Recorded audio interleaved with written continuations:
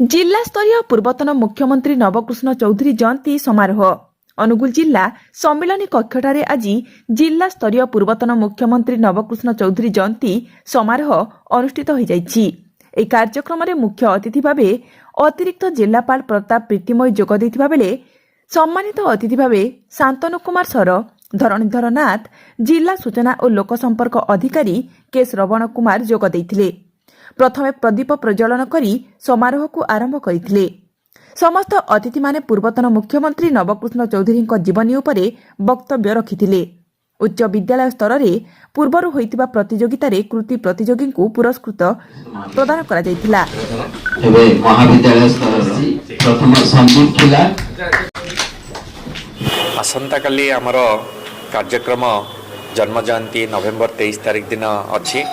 जिला प्रशासन तरफ आज से नहीं कि हमर आज पुरस्कार वितरण एवं सभा साधारण सभा हेतिला। कारण आसंता काली जन्माष्टमी रु छुट्टी दिन अच्छी किंतु काली मध्य कार्यक्रम आउ अधिक अच्छी। काली पुष्पमाला अर्पण करा जिवो।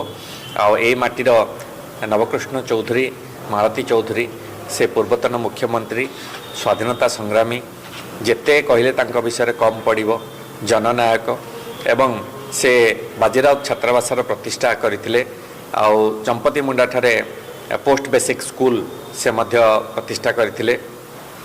से जो आदर्श प्रतिष्ठा करी जाइथिले ओडिशा पई सरलता आउ समाज सेवा एवं धनर बा वेल्थ रो इक्वल डिस्ट्रीब्यूशन बा समान वितरण ता समग्र भारत वर्ष पई विरल। आज दिन रे तांको विषय रे जेते कहले कम पड़िबो। विशेष करी अनुगुल माटी तांकर कर्मभूमि थिला।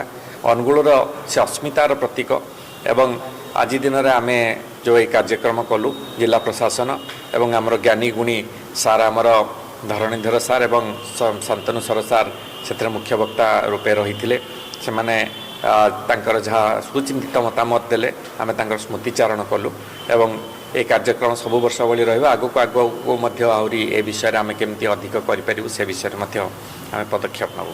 धन्यवाद।